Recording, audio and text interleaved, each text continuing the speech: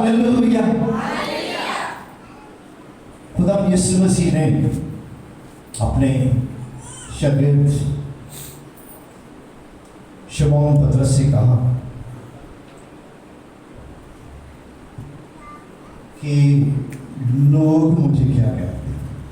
खुदा यीशु मसीह ने कहा पतरस से कि लोग मुझे क्या कहते हैं। तो पतरस ने कहा कि तू जिंदा खुदा का बेटा मसीह है। Hallelujah, hallelujah. उसने क्या कहा कि तू जिंदा खुदा का बेटा मसीह है, मसीह है। कितनी बड़ी गवाही है एक शागिर्द के लिए। दूसरे लेडी के साथ कहा कि तू जिंदा खुदा का बेटा मसीह है। आज बड़ी जरूरत है इस बात की। हमें भी कहना चाहिए कि तू जिंदा खुदा का बेटा मसीहा है। आप मेरे साथ बोलिए, तू जिंदा खुदा का बेटा मसीहा है।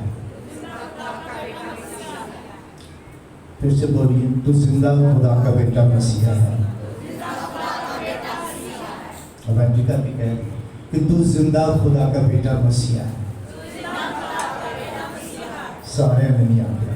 तू जिंदा खुदा का बेटा मसीहा है। क्या कहते हुए शुरुआत दी कि हम कहें कितनी बड़ी गवाही है कि हम कह रहे हैं कि तू जिंदा खुदा का बेटा मसीहा है। यदि खुदा जिंदा है तो फिर बेटा भी क्या है?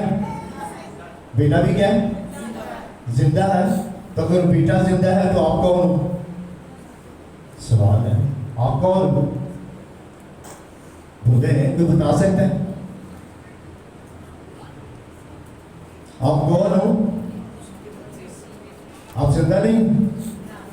हाँ, जिंदा है। अगर आप जिंदा है तो डरते क्यों? जो मसीह जिंदा है, जो मसीह में मरते हैं क्या होते हैं? सोते हैं। जिंदा है। हमारा खुदा जिंदा है। वो कहती कि तू, खुदा यीशु मसीह ने कहा कि तू जिंदों को मुर्दों में क्यों ढूंढती है। हालेलुया। तो फिर हम कौन है? हम जिंदा है। एक्चुअली बात ये है, मैं आपको तालीम देना चाहता हूँ, सिखाना चाहता हूँ कि हम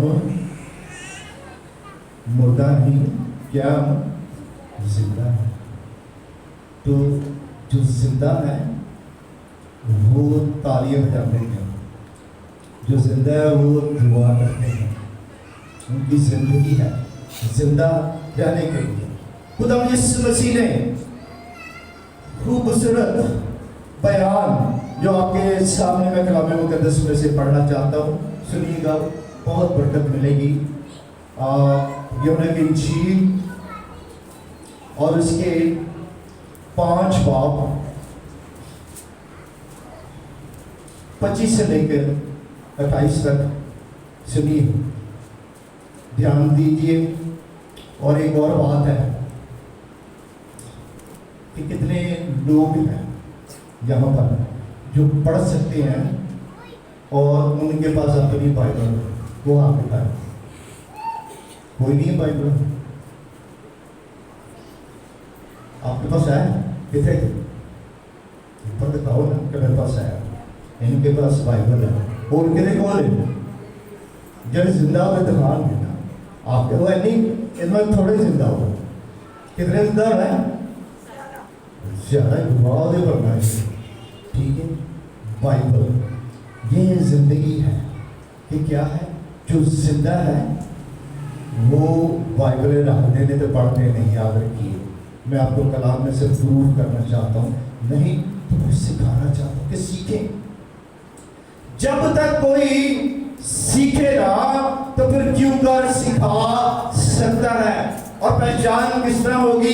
क्या हम जिंदा है या हम मुर्दा है? आइए कलाम मुकद्दस में से सुनिएगा।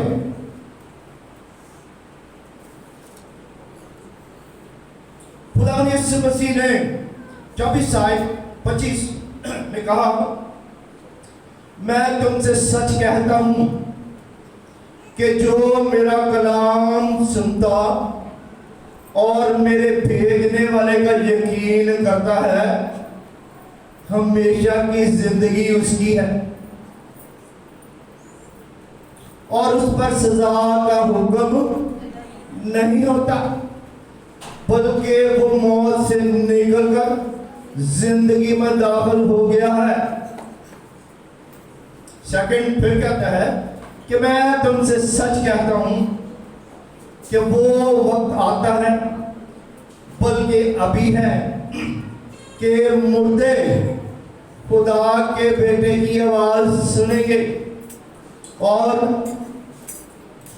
जो सुनेंगे वो जिएंगे। क्योंकि जिस तरह बाप अपने आप में जिंदगी रखता है, उसी तरह उसने बेटे को भी ये बख्शा कि अपने आप में जिंदगी रखे,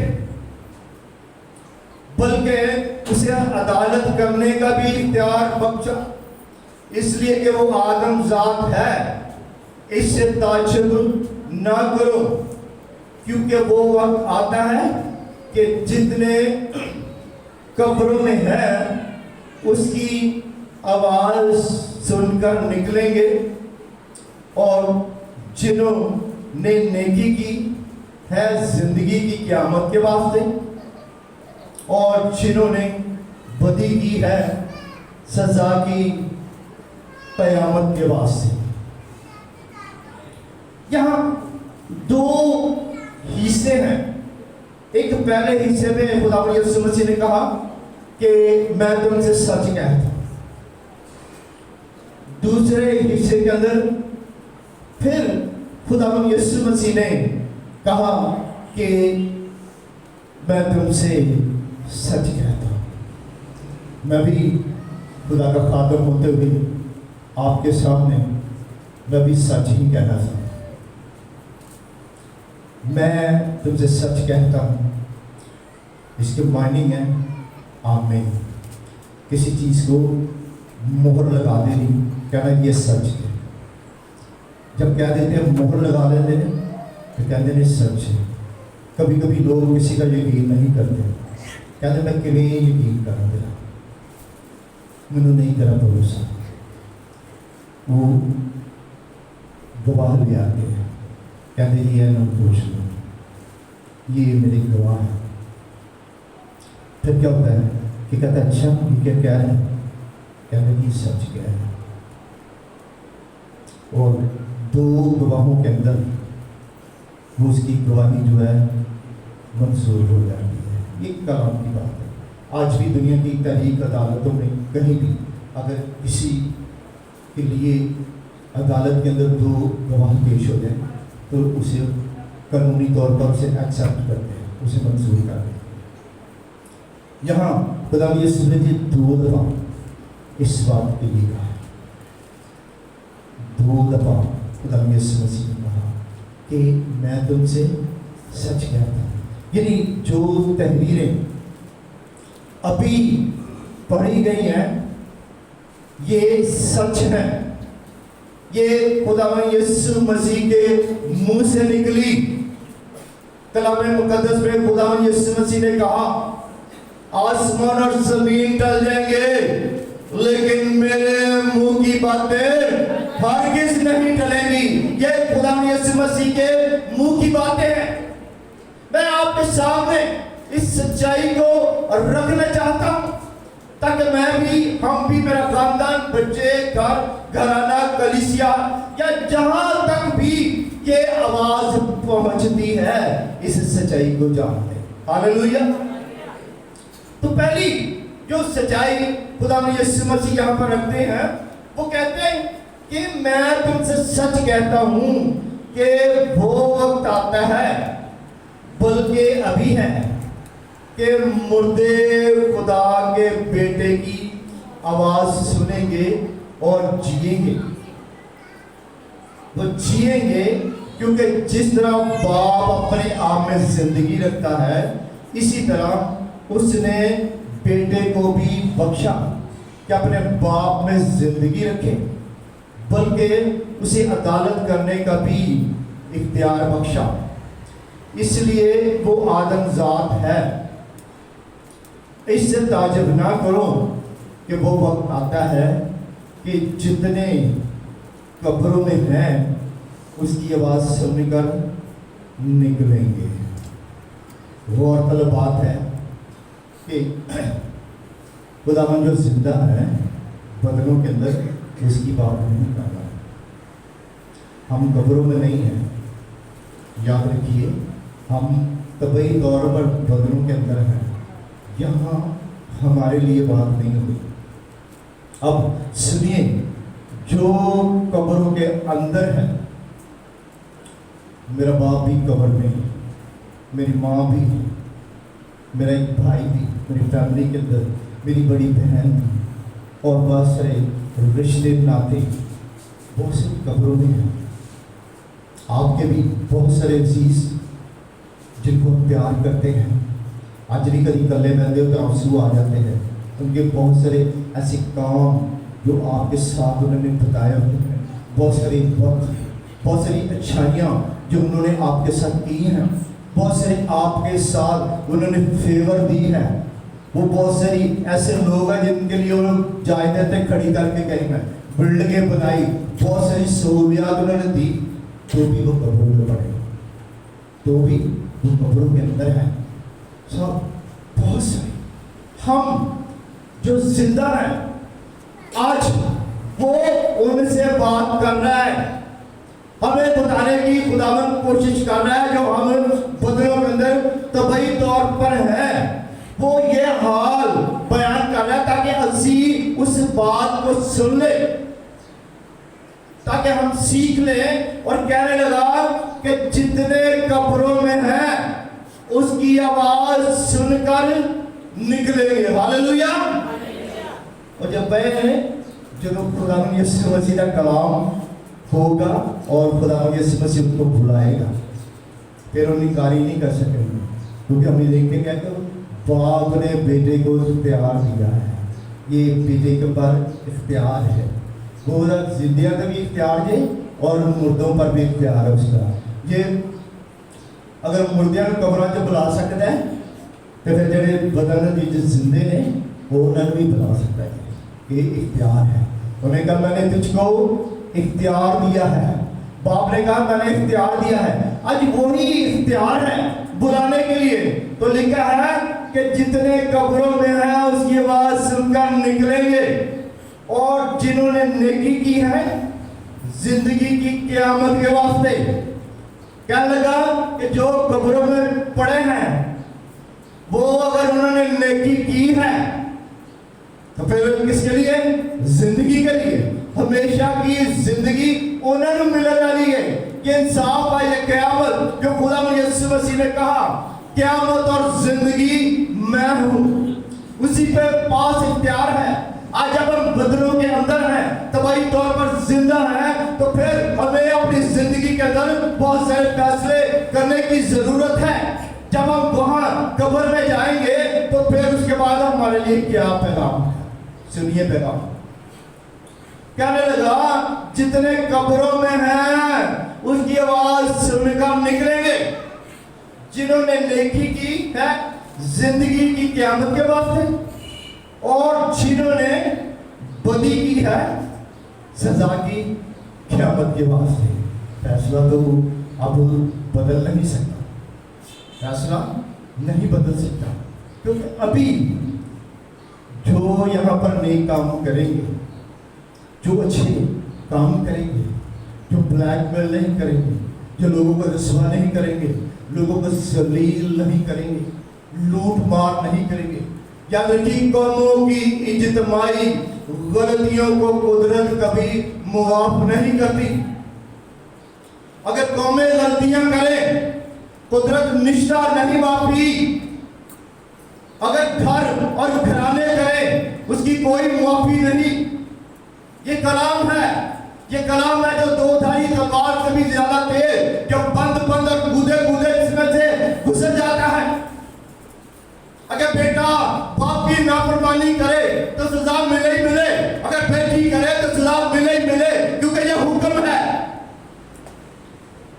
यहां पर बड़ी बात वो कह रहे हैं कि होगा फैसला, क्योंकि दोनों के लिए है। आज हमें भी अपनी जिंदगी के अंदर उन फैसलों में से एक फैसला करना है। मैं क्या करूं? क्या यहां पर जो दो फैसले हैं उनमें से मैंने कहां जाना है? मैं कहां जाऊंगा? और अगर बाप चाहेगा तो शायद बेटा भी पीछे जाएगा, तो वो हो सकता है बेटा भी बाप की तालीम के पीछे पीछे चले। अगर आज बाप खुदावंद की आवाज को नहीं सुनता तो बेटा कैसे सुनेगा? अगर बाप कलाम नहीं पढ़ता तो बेटा कैसे पढ़ेगा? और अगर माँ नहीं पढ़ती तो बेटी कैसे पढ़ेगी?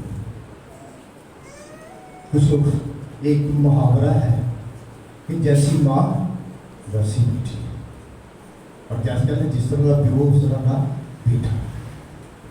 अगर बेटा खुदा के साथ वफादारी के साथ चलता है, बाप चलता है, तो बेटा भी चलेगा। ये कलाम है। अगर इन सच्चाइयों को आज हम ले लें, हम कहाँ खड़े हैं? तो ये दोनों फैसलों के अंदर एक जना तो जीत गया, जिन्हें नेकियां की दिया और हमेशा की जिंदगी का वारिस हो गया। उसके बाद उसके लिए कोई फैसला नहीं, उसके लिए उसकी कोई अदालत नहीं होने वाली, क्योंकि एक ही अदालत। और उसके बाद खुदा ने यीशु मसीह के साथ तख्त पर बैठकर वो मुर्दों का इंसाफ करेंगे, वो मुर्दों का इंसाफ करेंगे, क्योंकि तख्त के नाल बैठेंगे। और दूसरी पार्टी जो सामने आ रही है, कहते जिन्होंने बदी की सजा की क़यामत के बाद। अब क्या कि उनको हमेशा के लिए सजा है, ना तो उन्होंने अपील लग सकती, ना दरख्वास्त लग सकती, कुछ भी तो नहीं हो सकता। आज हमें इस बात पर गौर करनी है कि मैं कहाँ खड़ा हूँ। मैं अपने लिए कब्र में जाने से पहले, कब्र में तो खालिक ने जाना है, नेक ने भी जाना है और बद ने भी जाना है। लेकिन जब जिंदा खुदा का बेटा मसीहा आवाज़ देगा तो फिर मुझे कहाँ जाना है? फैसला आपके हाथ में है, फैसला मेरे हाथ में भी है। आज लोड़ है कि हम गौर करें कि हम क्या कर रहे हैं, कहाँ करें। आज कहने का ये तो मकसद था मेरा कि मैं भी सवाल करूँ, मेरे भी बच्चे थे बैठे, ये कहाँ है? शरीयत की किताब कहाँ है? यशवा के अंदर लिखा है कि शरीयत की किताब तेरे मुंह से ना हटे और दिन और रात तुझे उसी का ध्यान हो, ताकि जो कुछ इसमें लिखा है तू अतियात करके अमल करे, तब ही तुझे इकबालमंदी की राह नसीब होगी। नहीं तो नसीब तो सोने में वो कहते उधर तक नसीब सुते हो। नसीब कितने सवाल ने आप भी सवाल ने अपनी हथे आप कबर अपनी तैयार कर लो सजा के वास्ते। कहना बेहतर क़यामत नसीब हो, ये बेहतर क़यामत है कि इसलिए इसी से आप अपनी अच्छी क़यामत बना सकते हैं कलाम को पढ़ने के बाद। तो दोनों का फैसला हो गया। एक और जो मैं 25 के अंदर भी जब मैं गौर कर रहा था, एक और फैसला जो खुदा यीशु मसीह ने दिया,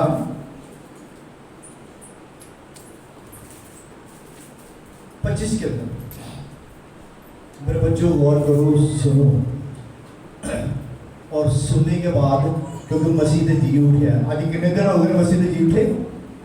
हाँ जी, हाँ कितने? 8 दिन। 8 दिन हो गया है। और जो जिंदा नहीं उनको वो दिखाई दे रहे हैं, उन्होंने कराची जा रहे हैं। 50 दिन तक मसीह ने आपके लिए प्लान बनाया है कि जब तक 50 दिन तक वो उठाए नहीं जाते, कराची जाएगा, उन्होंने दिखाई देगा। लेकिन किनको दिखाई देगा? जिंदों को। खुदा यीशु मसीह ने कहा कि जिंदों को मुर्दों में क्यों ढूंढती हो? तो मसीह ने जिंदा घरों के साथ में जाना है, जिंदा घरानों के अंदर खुदा नहीं, वो तो जिंदों का है। हालेलुया। किन्ना का खुदा है? जिंदों का है, मुर्दों का वो नहीं है। कहता मैं तुमसे सच कहता हूं कि जो मेरा कलाम सुनता और मेरे भेजने वाले का यकीन करता है हमेशा की जिंदगी उसी की है। हालेलुया। कैसा बयान। उन्हें कहा जो मेरा कलाम सुनता है, जो सही उधर कलाम सुनने हैं तो फिर हमेशा की जिंदगी बनती है। तो आप जो बंद करके सराहने रख के सौ जाने हैं तो फिर हमेशा की जिंदगी नहीं मिलती, जिंदगी नहीं मिलती यीशु के सिवा। खुद गवाह खुद कलाम दे ये एक बयान है, मोहर लाके उन्हें क्या है कि जो सुनता है, जिसके कान हो वो सुन ले कि रूह कलीसिया से क्या फरमाता है। ये जिंदा रहने के लिए जरूरत है। जब हम कलाम पढ़ेंगे तो हमें जिंदगी मिलेगी, हयाती मिलेगी, बरकत मिलेगी, खुशियां मिलेंगी, इत्मीनान मिलेगी, तसल्ली मिलेगी, मीठी नींद मिलेगी। जादू तवीज गंडा तुम्हारी जिंदगी के नेड़े भी नहीं पड़ सकेगा। यह जिंदा कलाम है। और कहने लगा कि उसमें जिंदगी है और उस पर सजा का हुक्म नहीं। रोमियो 8 बाब के अंदर लिखा है जो यीशु मसीह में है उन पर सजा का हुक्म नहीं। जो कोई उसकी शरीयत को पूरा करता है, जो उसकी रास्तबाजी को पूरा करता है, उस पर सजा का हुक्म नहीं। अगर हम उसकी रास्तबाजी पूरा नहीं करते तो फिर सजा लागू होती है, फिर सजा लागू है। मरकज की इंजील और उसके 16 बाब और उसकी 16 आयत में लिखा है जो ईमान लाए और बपतिस्मा ले वो निजात पाएगा, और जो ईमान ना लाए बपतिस्मा ना ले उन पर सजा का हुक्म है। ये तो सीधा सीधा कलाम इस बात के लिए कहता है कि वो सजा में है, इसलिए वो कहने लगा उन पर सजा का हुक्म है, बल्कि वो मौत से निकलकर जिंदगी में दाखिल हो गया। आज जो हम ऐसे जिंदा से बात कर रहे हैं, पहले उसने जो कब्रों में पड़े हैं उनसे से बात की, उनका फैसला उन्होंने कोई चांस को ना निश्ता, उनके पास चांस बिल्कुल नहीं। लेकिन हम जो अब मुर्दे को कह रहे हैं कि जो रूहानी तौर पे मुर्दा है, रूहानी मुर्दा है लेकिन तबई तौर पर वो जिंदा है। हम लोग, हम जो चरागाह इसकी भेड़े, हमारा मुल्क पाकिस्तान, पूरी दुनिया आज जंग के अंदर फंसी हुई है और ये हो रहा है कि वर्ल्ड वॉर की तैयारी हो गई। यूक्रेन के अंदर जिसकी आबादी 5 करोड़ से भी ज्यादा है, तकरीबन पूरा का पूरा मुल्क बेघर हो गया है, उनके रहने की जगह नहीं, उनके बच्चे मर गए, जवान बेटियां बेटे मर गए, उनको दफना रहे हैं, रो रहे हैं इस बात के लिए कि वो क्या कर रहा है, रशिया बम पर बम मारकर उनको बर्बाद किए जा रहे हैं। तब वही तौर पे वो जिंदा है, लेकिन मैं कहता हूँ कि रूहानी तौर पे यूक्रेन को जिंदा होने की जरूरत है। उन्होंने दुआ करो ताकि वो रूहानी तौर पर भी जिंदा हो जाए। तो इतनी तबाही, पूरी वर्ल्ड वॉर है, महंगाई इतनी हो गई, इस शहर के मुल्क के अंदर, पाकिस्तान के अंदर भी इतनी माई है कि चीजें खरीदने से पहले सोचना पड़ता है। इतनी मार दुनिया के अंदर है कि पूरी दुनिया सोच रही है क्या होगा, हमारा क्या होगा। तो खुदा यीशु मसीह यहाँ हमें सिखा रहे हैं जो हम तबई तौर पर बदलों के अंदर जिंदा है।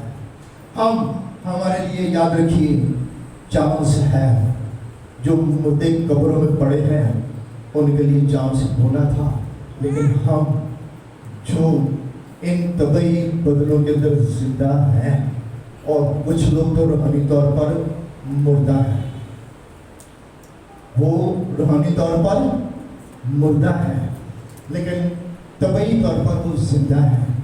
आज खुदा यीशु मसीह हमें सिखाना चाहते हैं, अगर रूहानी तौर पर हम मुर्दा हैं तो जब हम खुदावंद यीशु मसीह को अपना शख्सी तौर पर निजात देंदा कबूल करके उसकी राजपाली को हम पूरा करेंगे, तो फिर जब हम रूहानी तौर पर हम जिंदा हो जाएंगे, तो फिर हमारे बर्तन को अच्छे हो जाएंगे, बदन वो भी जिंदा रहेंगे। जब तक असीं रहांगे फिर साढ़े बदन भी जिंदा रहेंगे। हमारे कोई बीमारी हमारी जिंदगियों का पीछा नहीं कर सकेगी।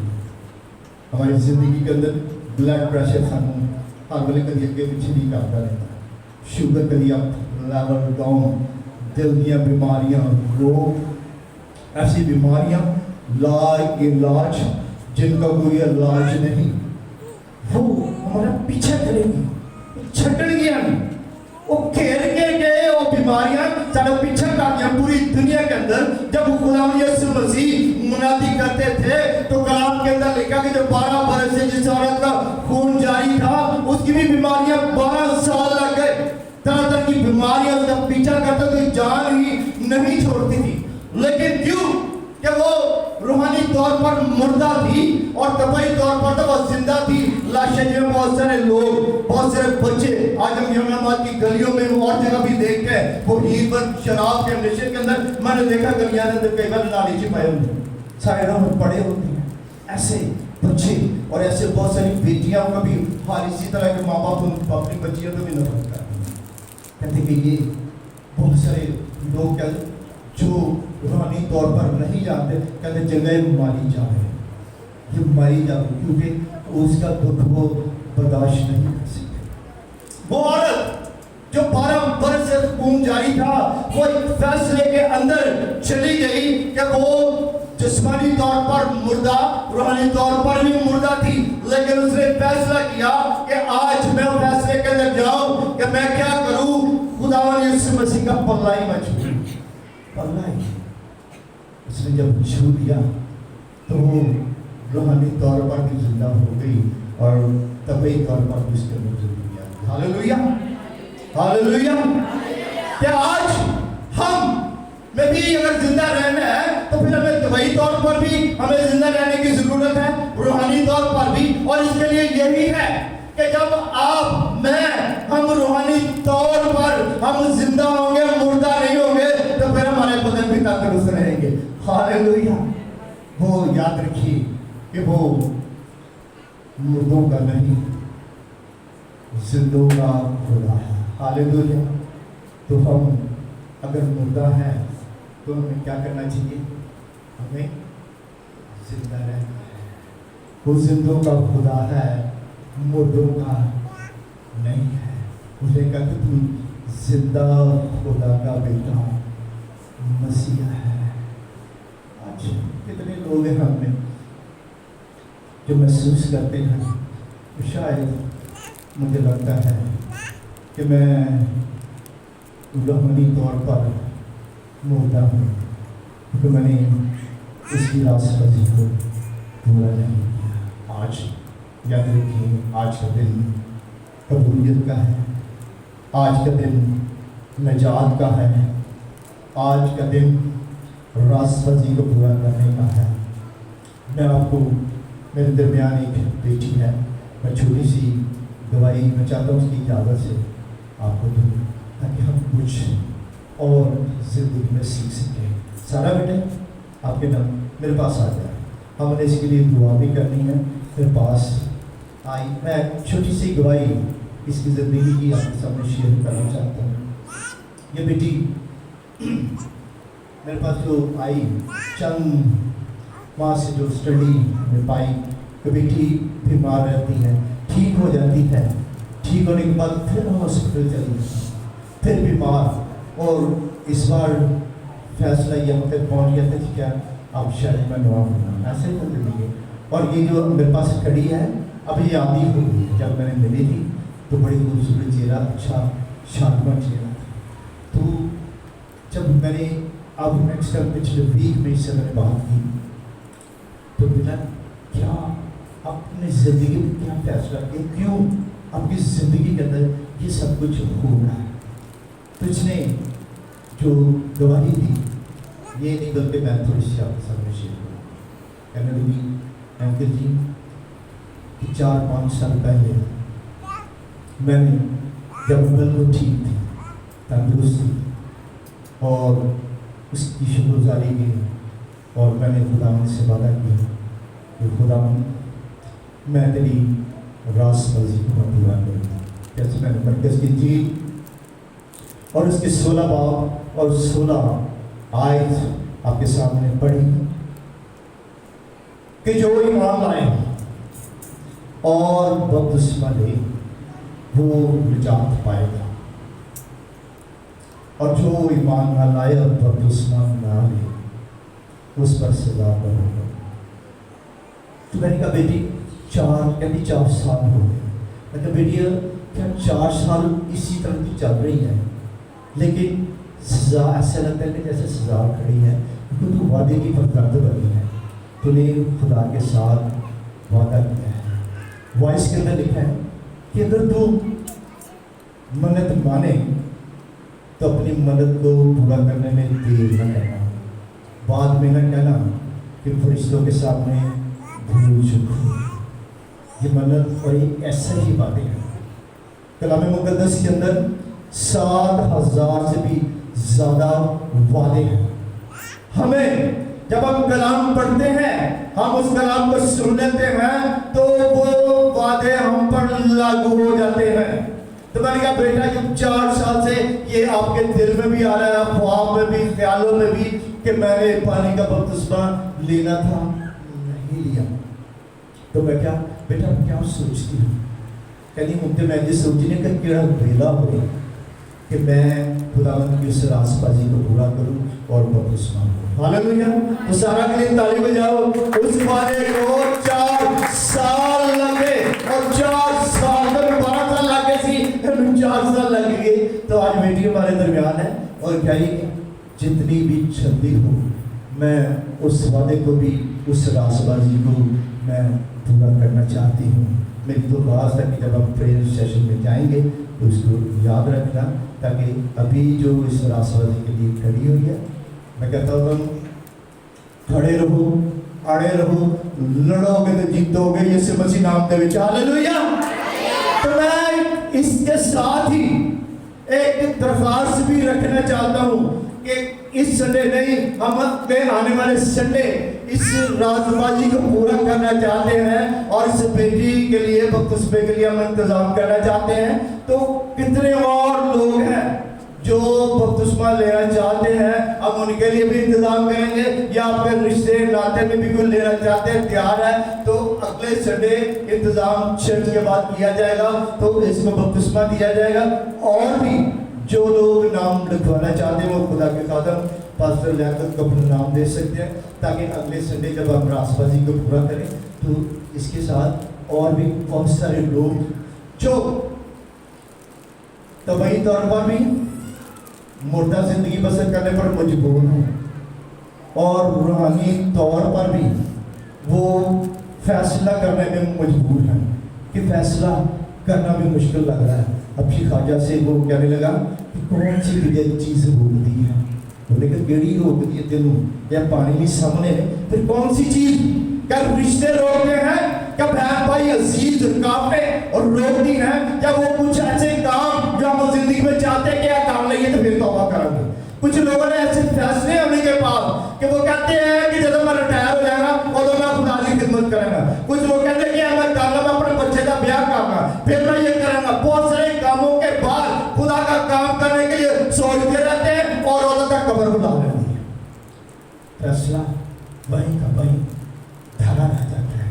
फिर यीशु का फैसला आ जाता है कि वो कहता है कि जो कब्रों में है उसकी आवाज़ सुनेंगे। फिर जब वो आवाज़ आएगी कि जिन्होंने सजा है उन्होंने भी आना पड़ेगा और जो निकी की है उनको भी वो भूला देगा। सबके पास आज सब लोड़े ज़रूरत है। मैं चाहूँगा कि आप यहाँ भी फैसला कर सकते हैं। आप पूरे हफ्ते में फैसला करें, सोचिए, बहुत सारे फैसले हैं, उन फैसलों में से भी आप चुनाव कीजिए। अगर रासबाजी को नहीं पूरा किया तो फिर मैं कहता हूँ सारा कोई भी रासबाजी पूरी करी ताकि खिदमत गुजारी का काम किया जाए, ताकि लोग कामल बने और मसीह का बदन करती है। आमीन। खुदा आपको और मुझे और कलीसिया से कलाम के वसीले से बरकत दे दो। ताली बजाइए।